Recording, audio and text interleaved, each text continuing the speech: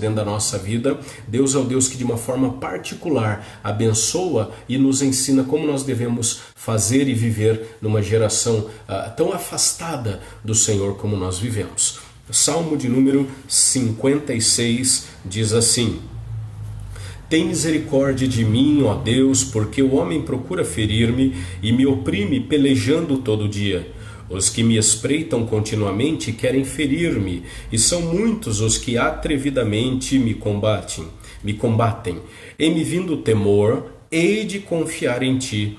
Em Deus, cuja palavra eu exalto, neste Deus ponho a minha confiança e nada temerei. Que me pode fazer um mortal? Todo dia torcem as minhas palavras, os meus pensamentos são todos contra mim para o mal. Ajuntam-se, escondem-se, espionam os meus passos, como aguardando a hora de me darem cabo da vida. Dá-lhes a retribuição segundo a sua iniquidade. Derriba os povos, ó Deus, na sua ira. Contaste os meus passos quando sofri perseguições. Recolheste as minhas lágrimas no teu odre. Não são elas escritas no teu livro? No dia em que eu te invocar, baterão em retirada os meus inimigos. Bem sei disso, que Deus é por mim. Em Deus, cuja palavra eu louvo, no Senhor, cuja palavra eu louvo, neste Deus ponho a minha confiança e nada temerei. Que me pode fazer o homem? Os votos que fiz eu os manterei, ó Deus. Render-te-ei ações de graças, pois da morte me livraste a alma. Sim, livraste da queda dos meus pés, para que eu ande na presença de Deus, na luz da vida. Amém. Que Deus abençoe pela leitura da palavra do Senhor a sua vida e a sua família. Em me vindo o temor, hei de confiar em ti. Os temores, eles são comuns na nossa vida. Os temores, eles são comuns em todas as idades da nossa vida. Nós não somos e nunca seremos imunes, nunca seremos alheios à dificuldade, ao terror que o medo pode trazer ao nosso coração. Nós apenas durante a nossa vida, nós trocamos os medos. Os medos que as crianças têm são diferentes dos medos que os adolescentes têm, que os jovens têm, que os adultos têm, que os idosos têm. A grande verdade, uma das qualidades ou das situações que nos unem enquanto homens e mulheres, enquanto uma raça só, é a realidade, a presença e a verdade do medo. Nós temos os nossos medos, nós temos os nossos temores, e se você hoje não vive com algum medo ou com algum temor no seu coração, você já passou por temores, ou você passará por temores, porque o temor, ele surge especialmente, não só, mas ele surge especialmente diante de um cenário, diante de um quadro, diante de uma posição, diante de um momento que nós não conseguimos contornar, ou controlar, ou dominar. O medo, ele surge quando algo está acontecendo diante de nós e nós não conseguimos prever, e como nós não conseguimos prever, nós não conseguimos nos proteger. E porque a gente não se protege, aquilo traz em nós uma série de desconhecimentos. E o desconhecimento é uma das grandes fontes de medo que paralisa a nossa alma e paralisa a nossa vida. O grande problema é que na maioria das vezes, por nós passarmos por momentos de medo, por nós passarmos por momentos de terror, por nós passarmos por momentos de inquietude da nossa alma, nós agimos de maneiras, usando meios errados, meios ineficazes, meios que nós não deveríamos usar para tentar remover, para tentar vencer, para tentar passar sobre o momento do medo, o momento da tensão, o momento do temor. Nós todos temos mecanismos dentro de nós para tentarmos vencer os nossos medos. Todos nós, eu e você, temos mecanismos de defesa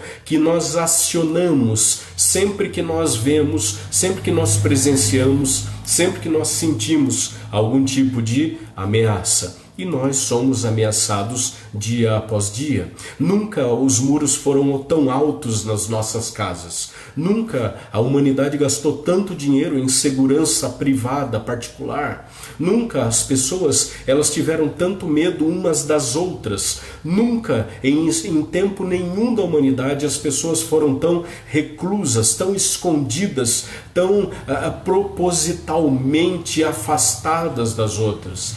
Pouco importa se nós estamos hoje, por força de enfermidades ou por força de leis, afastados uns dos outros. Antes, quando a doença não estava entre nós, quando as leis não nos impediam de nós nos ajuntarmos, o coração das pessoas já era um coração apartado, já era uma decisão de afastamento, já era uma decisão de não se envolver e viver a sua vida como se isso fosse capaz de existir.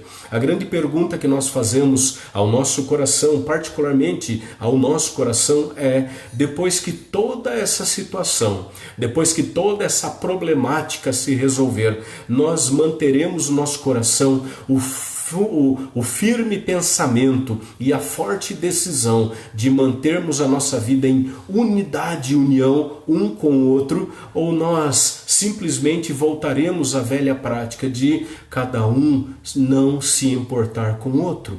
Uma das razões porque nós pouco nos importamos e pouca vontade ou esforço temos de nos ajuntar é exatamente o medo, é exatamente a dificuldade que nós temos de nos expor. E quando a palavra do Senhor fala a respeito do medo, nós vemos que na história bíblica poucos homens foram mais perseguidos, poucos homens sofreram tantos momentos de medo e terror do que Davi. Davi, o homem segundo o coração de Deus, foi um homem que teve a sua vida pontuada, pautada pelos momentos de crise e de medo. Davi, mesmo sendo homem segundo o coração de Deus, em nenhum momento ele viveu imune e alheio à sensação do medo e à decisão de tomar decisões, às vezes decisões tolas e impensadas por causa e culpa do seu medo. O texto que nós lemos, e você tem aí na sua Bíblia, o texto do Salmo de número 56, ele relata a fuga de Davi do seu sogro, o rei Saul. Saul, por inveja, por ciúmes de Davi, devido às vitórias militares de Davi, devido a Davi ser amado pelo povo, devido a Davi ser objeto de bênçãos do Deus Todo-Poderoso, naquele momento o coração de Saul ele se torna um coração amargo, um coração pesaroso, um coração afastado do desejo de abençoar, curar e cuidar de Davi. O seu coração se permeia, se enche, portanto, de inveja e ciúmes, e ele passa grande parte depois da sua vida procurando momentos e tentando em vários momentos matar Davi. Numa dessas situações, Davi ele procura sossego, e Davi procura fugir, e Davi procura recursos para que ele tenha a sua vida salvas. E a narrativa do Salmo 56 é exatamente um momento como esse. É um momento em que Davi, numa de suas muitas fugas, ele vai até um outro lugar, vai para uma região, numa região de Nob. E essa região era uma região nos arredores de Jerusalém. E dali ele foge, e foge uma vez mais de Saul e vai para a terra dos filisteus. E aí é o grande problema. Os filisteus eram os maiores inimigos do povo de Israel. Os filisteus eram os inimigos de todo o tempo, de toda uma vida dos filhos de Israel, dos filhos de Deus, dos filhos de Israel. Agora veja o que o medo ele fez contra a vida e o coração de Davi. Davi conhecia profundamente o Senhor, Davi tinha intimidade com o Senhor, Davi ele tinha a bênção de Deus sobre a sua vida, Davi tinha o cuidado de Deus sobre a sua vida, mas no momento de profundo terror, no momento de profundo medo, e o medo ele faz com que a gente não veja as situações com clareza, o medo ele paralisa a nossa ação, e o medo faz com que a gente tome decisões ruins. E no meio dessa situação, Davi ele sai dali e vai para a região dos filisteus, até uma cidade chamada Gate. Ali em 1 Samuel, capítulo 21, verso 11, nós vemos Davi chegando-se, ou chegando em Gate. Gate, talvez você não tenha nunca ouvido falar desta cidade, mas você certamente ouviu falar, talvez, do filho mais conhecido dessa cidade, cujo nome era Golias. Exatamente Golias, o grande homem, o gigante que fora morto por Davi algum tempo antes. Então veja que coisa interessante. Davi, por conta do seu medo, Davi por conta da perseguição, Davi por conta de não saber o que fazer, Davi por conta do medo que paralisou as suas decisões e fez com que o seu coração se adiantasse em tomar decisões menos pensadas e menos sábias, ele vai exatamente fugindo do seu inimigo Saul, que queria com toda a força acabar com a sua vida. Ele sai de Jerusalém e vai para Gate. Ele vai para a terra dos filisteus, vai para a cidade dos seus piores inimigos, ele vai para a cidade de Golias. Ali ele é reconhecido, e por ser reconhecido ele seria imediatamente morto. É interessante porque o primeiro livro de Samuel, no seu capítulo 21, nos versículos 8 e 9, narra que quando Davi chegou à cidade, ele tinha consigo a espada, a grande espada do gigante Golias. É interessante porque ele chega exatamente não negando quem ele era. Ele chega com o peito aberto e chega ainda com o troféu da sua maior vitória na vida, que fora vencer o gigante Golias, que foi o maior herói daquele povo. Agora se ponha na situação de Davi. Davi ele sai da perseguição de Saul, vai até a cidade de Gate, e lá ele está cara a cara com o rei de Gate, com o rei dos filisteus, na cidade que chorava até hoje a morte do seu herói, a morte do seu maior soldado, a morte daquele que eles se vangloriavam como o maior soldado que já existira. Diante desse cenário, o que ele poderia fazer? O que Davi ele faz? Qual é a decisão que ele toma? A decisão que Davi toma, ela é muito inusitada, ela é muito curiosa. Como curiosas são as decisões que você e eu tomamos quando estamos diante de perigos, diante de inquietações e diante de decisões que devemos tomar. A decisão que Davi toma, ela é interessante porque ele conhecia uma tradição, ele conhecia uma lenda, ele conhecia uma superstição dos filisteus. A superstição que os loucos, eles eram possuidores de demônios. Os loucos, eles traziam azar, eles traziam uma má sorte, e eles poderiam amaldiçoar o país e a cidade. Então eles não poderiam fazer nada contra os loucos, porque eles estavam cheios de demônios. Então o que eles tinham que fazer com os loucos? Tomar aqueles homens ou mulheres e jogar para fora da cidade, libertá-los para que eles fossem para o deserto, e lá eles vivessem ou morressem, mas eles não poderiam ficar na cidade. E mais, eles não poderiam ser mortos na cidade. Ele, conhecendo a superstição e a história daquele povo, Davi ele finge-se de louco. E o texto é interessante porque lá em 1 Samuel 21, do 14 e 15, mostra que ele se fez de louco e que ele começou a espumar com a boca e fazer toda aquela cena como se verdadeiramente ele fosse alguém louco. O rei Aquis, que era o rei de Gate, toma e manda tomar a Davi e a expulsá-lo da cidade. É nesse momento e nesse contexto tão interessante, tão diferente das libertações que nós vemos e lemos na palavra do Senhor, que Davi escreve esse texto. É uma declaração da fidelidade de Deus pela sua maravilhosa libertação. Diante de tudo isso daí, diante dessas linhas tão poéticas e belas do Salmo de número 56, nós somos ensinados como nós devemos viver para o Senhor. E o Salmo nos ensina a maneira como nós podemos conseguir vitórias em meio às situações contrárias da nossa vida.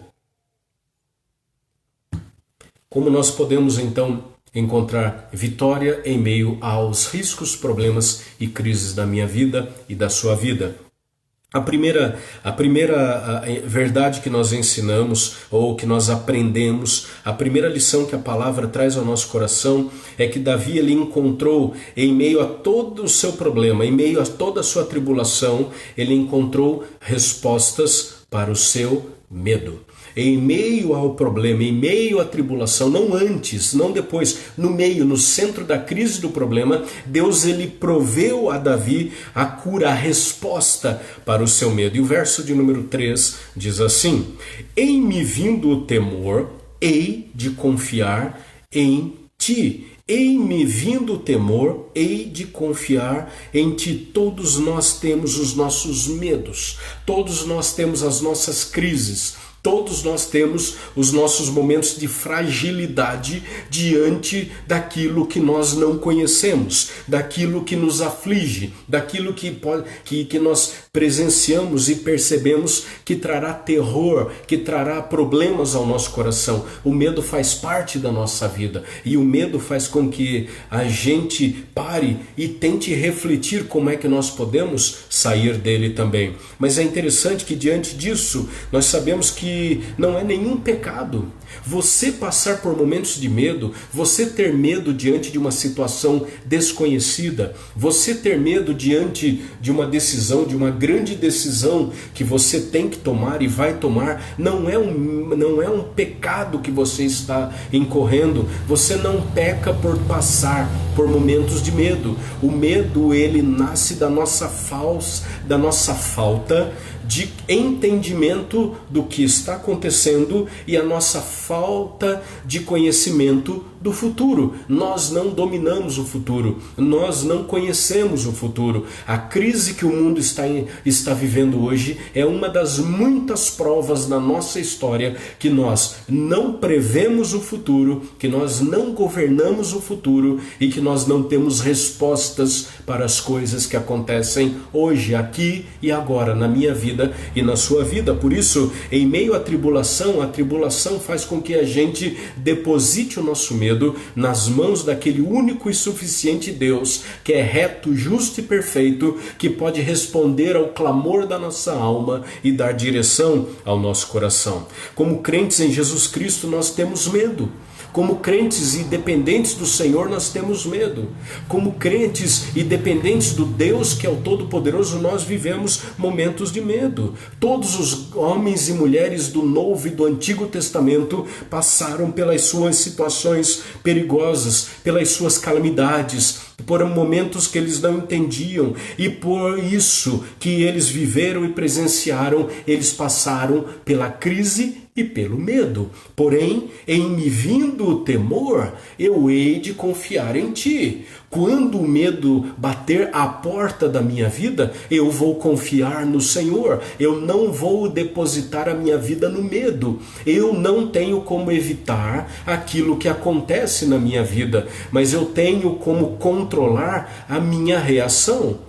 O inusitado, o inevitável, o não planejado, ele sempre ocorre.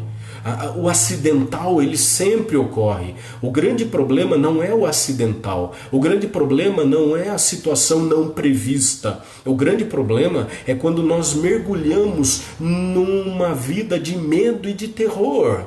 Em me vindo o temor, ou seja, quando o medo acontecer e chegar, confie no Senhor. Confie poderosamente nas mãos do Senhor que segura você poderosamente. O Deus que nós servimos, o Deus que nós amamos, ele disse que ele nunca se apartaria de nós, ele nunca nos abandonaria, ele nunca nos deixaria sós. Portanto, o Senhor Jesus, infinitamente mais do que Davi, ele teve palavras distorcidas, ele teve pessoas que o perseguiram, que cruelmente se levantaram contra ele e por fim o mataram. Mas nós vemos algo interessante, que quando nós estamos no meio da tribulação, a resposta à nossa tribulação não é o desespero, mas é a confiança.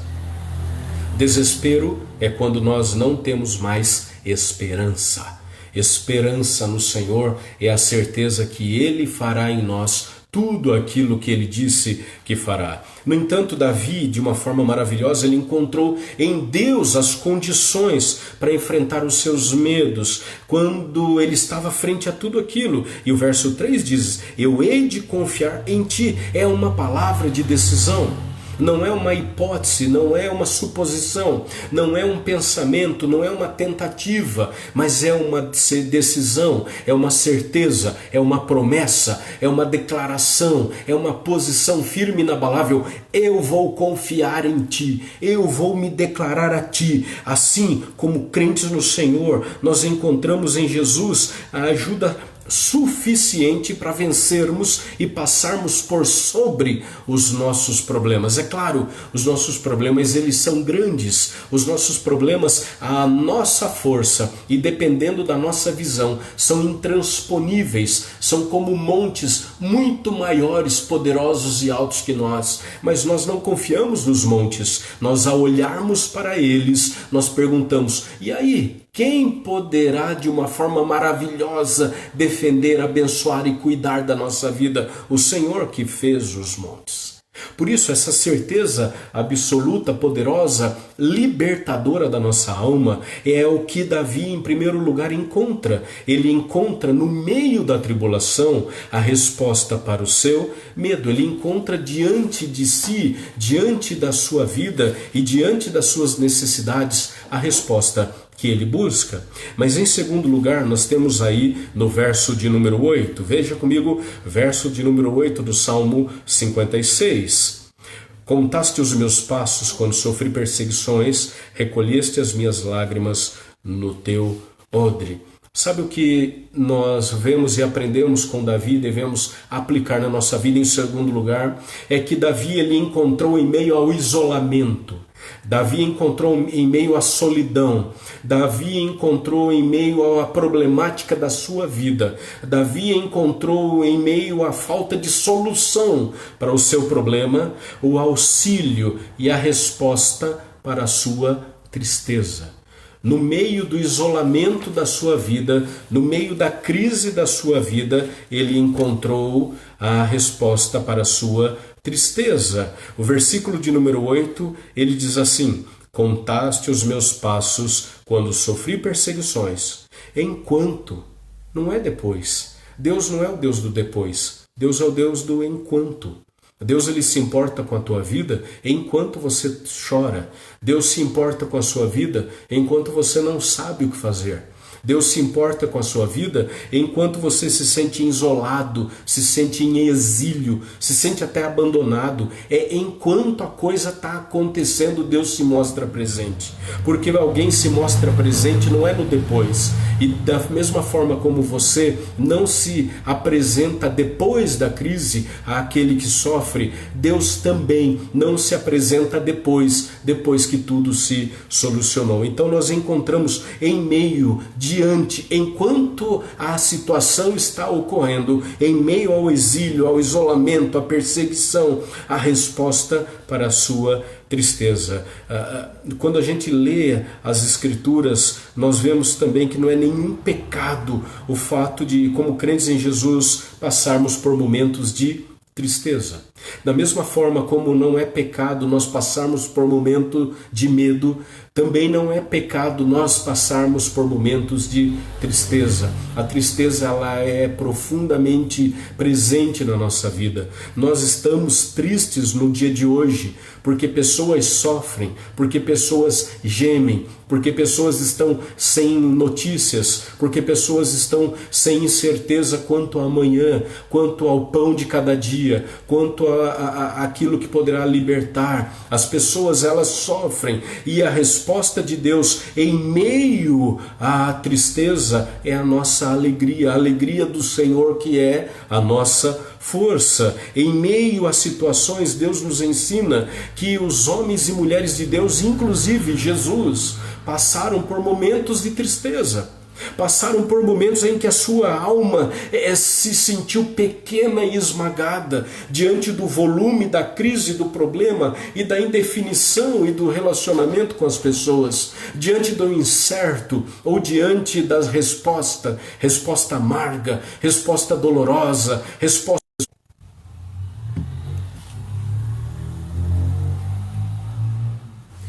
Quem sofreu mais que o Senhor Jesus? Jesus sofreu de uma forma profunda. Jesus se entristeceu de uma forma profunda quando o seu grande amigo Lázaro estava morto. E o texto, um dos textos mais curtos, o menor versículo da Bíblia, talvez seja um dos versículos mais profundos, que mostra a inteireza do interesse, do amor de Deus derramado em nosso favor. Quando Jesus, ao ser informado da morte de seu amigo Lázaro, e ao perguntar para as pessoas onde ele estava, a sua amiga, irmã de Lázaro, Marta, diz: vem e vê. E o texto, um dos textos mais conhecidos da Bíblia, diz: Jesus chorou. Jesus chorou não é porque ele estava feliz. Jesus chorou não é porque a vida estava correndo às mil maravilhas. Ele chora de alegria e de êxtase. Ele chora com uma tristeza profunda. Ele chora com uma tristeza real. Ele chora com a tristeza de alguém que perdeu alguém muito querido e próximo.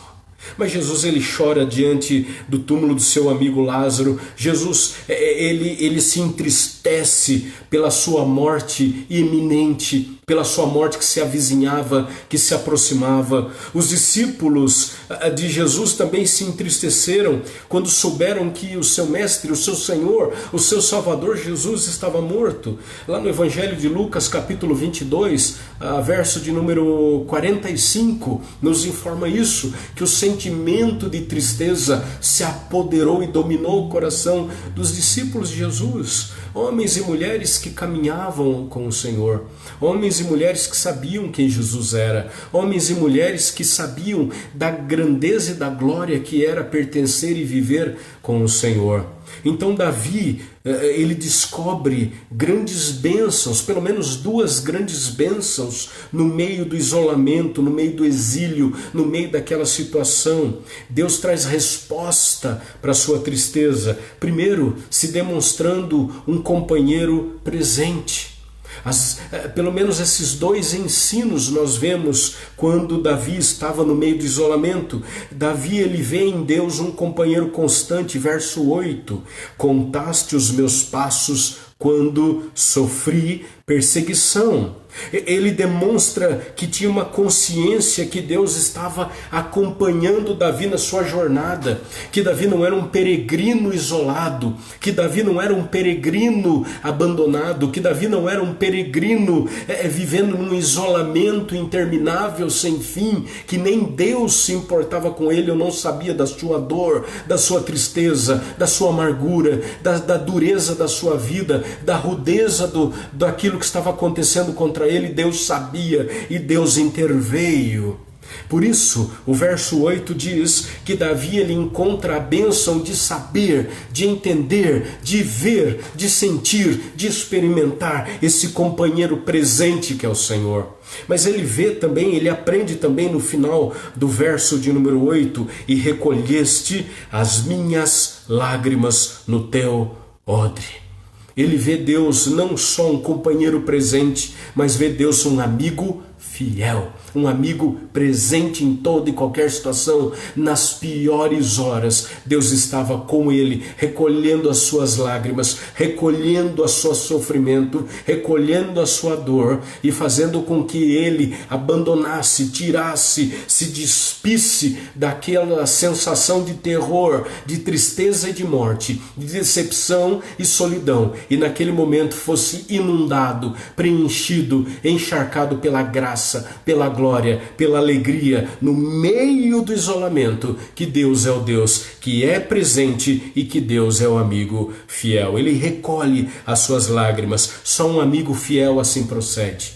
Só um amigo fiel, ele acompanha você nos seus piores momentos. Amigos nos momentos de festa e êxito, temos aos montes. E amigos nos momentos do tropeço, da queda, da tristeza, do nada ser e do nada ter, ele simplesmente some. Mas o amigo fiel, o amigo verdadeiro, o amigo que é o Senhor, o amigo além de toda a nossa expectativa, o Senhor Deus Todo-Poderoso, fiel e restituidor da nossa alegria, ele vai além do que pedimos ou pensamos. Mas quando nós continuamos o texto da palavra do Senhor, versículo 9 ao versículo de número 11, nós vemos que Davi, no meio da perseguição, em meio à perseguição, ele encontra forças para enfrentar a situação. Deus não faz de nós derrotados. Deus não faz de nós também desistentes. Não há como eu ser um filho de Deus se eu for alguém desistente. Eu não tenho como abandonar o caminho do Senhor.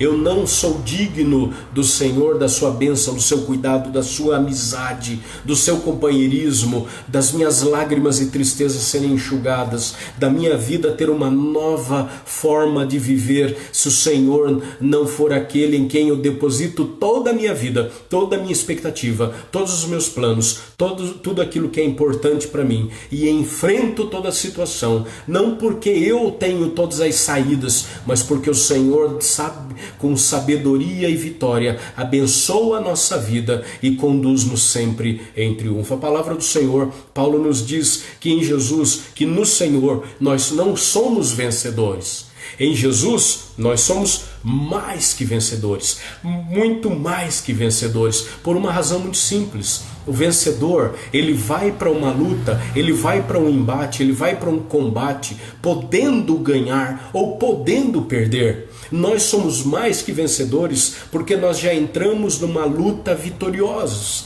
Nós já entramos num embate sabendo o resultado. Nós já entramos numa guerra sabendo que primeiramente é o Senhor que guerreia, que peleja, que luta por nós. E mais, Ele não só está à nossa frente lutando por nós, mas Ele também está na retaguarda nos defendendo, à nossa volta, com seus anjos nos cercando. Deus é o Deus que nos protege por trás e por diante, e sobre nós põe a sua mão.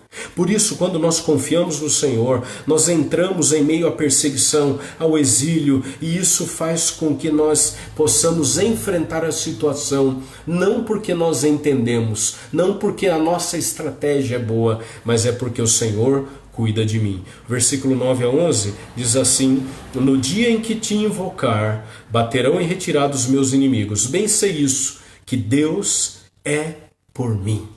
Eu sei isso no meio de toda o meu drama, no meio de todo o meu problema, no meio de toda a minha crise, no meio de todo o meu isolamento, no meio de todo o meu exílio, no meio das traições, no meio da perseguição do rei Saul, no meio do perigo de morte em Gate, no meio dos meus soldados me abandonando, a minha família longe de mim, no momento de maior crise. Eu sei uma coisa, que Deus é por mim. Que Deus está ao meu favor, que Deus está em minha vida, que Deus me defende, que Deus me cura, que Deus trata de mim de uma forma soberana, poderosa, maravilhosa e reconfortadora. Então, quando nós vemos Davi no meio de toda essa crise falando a respeito dessa situação e falando que encontrou em meio à perseguição força para enfrentar a perseguição, força para enfrentar aquela situação, força para enfrentar aquela crise, como resultado disso, ele aprende algumas coisas. Primeiramente, que ele pode invocar o nome do Senhor. Ele tem liberdade para invocar o nome do Senhor. O versículo 9, no dia em que te invocar, nós vemos a presença do Senhor, a presença transformadora, a presença que nos liberta, a presença que nos redime, a presença que nos traz ânimo, a presença que faz com que você não se sinta só no meio e nessa situação que todos estão vivendo. A presença do Senhor que faz com que eu me sinta um vitorioso em toda e qualquer situação, sabendo que o Senhor cuida de mim. Mas ele aprende também que o Senhor é por Ele. O verso 9, na parte final, diz: uma coisa eu aprendi, que Deus é por mim. Deus é por mim. O Senhor é por ele, o Senhor luta a luta dele, o Senhor caminha com ele, o Senhor traz a vida para ele novamente, o Senhor faz com que ele vença a perseguição, o exílio, a tristeza, a solidão, o medo, a crise, porque o Senhor é com ele. O Senhor não só está presente na vida dele, mas como o Senhor caminha ao lado dele, protege-o, livra-o, alimenta-o, guarda-o, refrigera a sua alma, como mesmo Davi, ele escreveu no seu Salmo de número 23. O Senhor é o meu pastor, nada me faltará.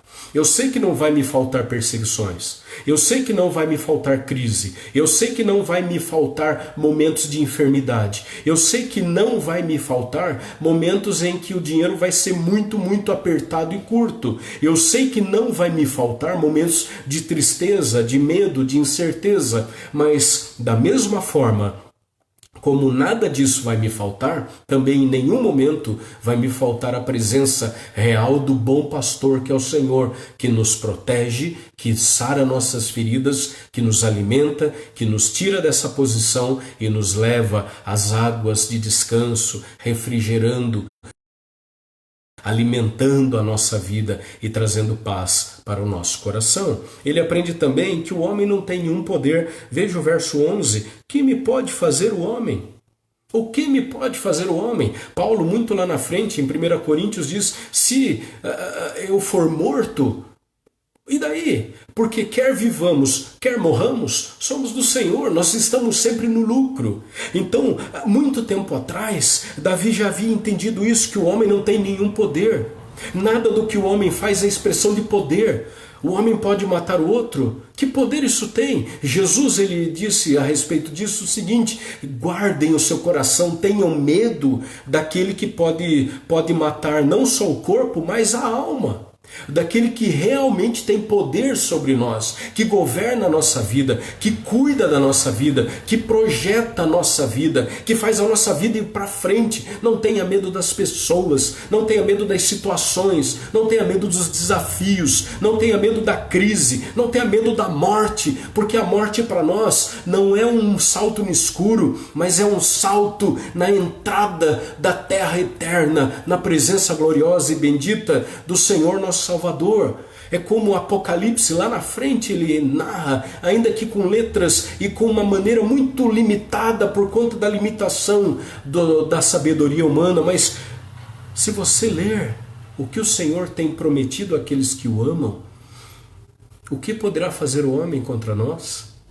O Senhor nos conhece, o Senhor, ele reanima a obra dele que somos nós, o Senhor traz alento ao nosso coração. O Senhor é sol e escudo, e nenhum bem nega àqueles que o amam.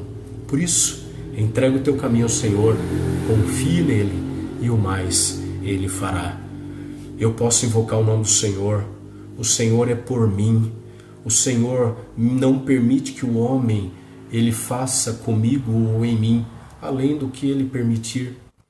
A história de Jó é uma história muito profunda, e mostra exatamente isso, que nós somos do Senhor, nós pertencemos a Deus, e nem Satanás tem poder para usar a glória dele, o poder dele, a astúcia dele, de uma forma definitiva e todo-poderosa contra você.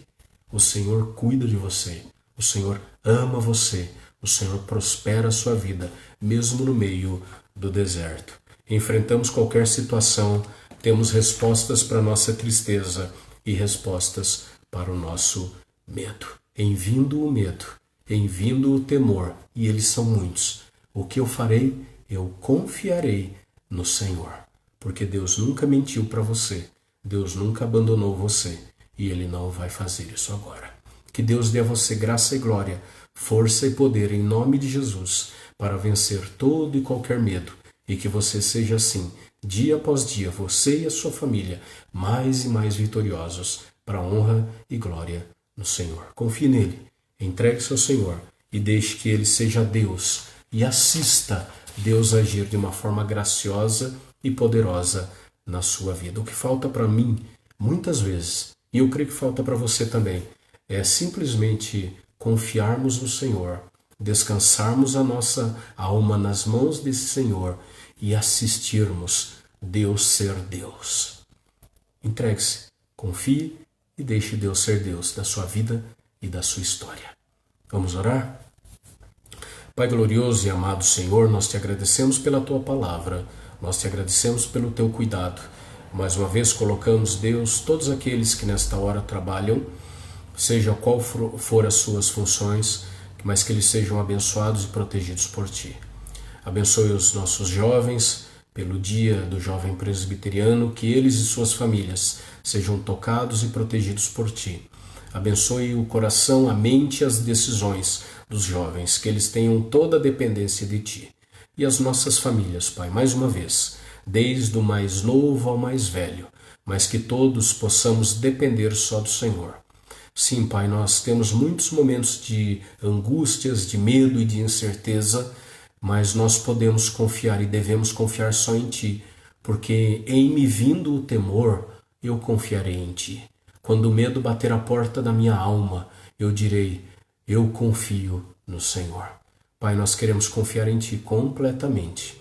Nós queremos confiar em Ti definitivamente. Nós queremos confiar em Ti, ó Deus, de uma forma completa. Por isso, para a glória e honra do Teu nome que nós oramos e agradecemos. E que a graça do Senhor Jesus, o amor de Deus, o nosso eterno Pai, e as ternas e eternas consolações, que é apenas no Espírito Santo de Deus, seja derramado sobre a sua vida, sobre a vida da sua família e sobre todo o povo de Deus, hoje e eternamente. Amém. Querido, que bom que você está conosco, que Deus continue abençoando a sua vida com alegria, com vitória e com a coragem que não vem de nós, mas vem do Senhor. A Ele toda a honra, toda a glória, todo o poder e toda a majestade. Que Deus abençoe você, em nome de Jesus.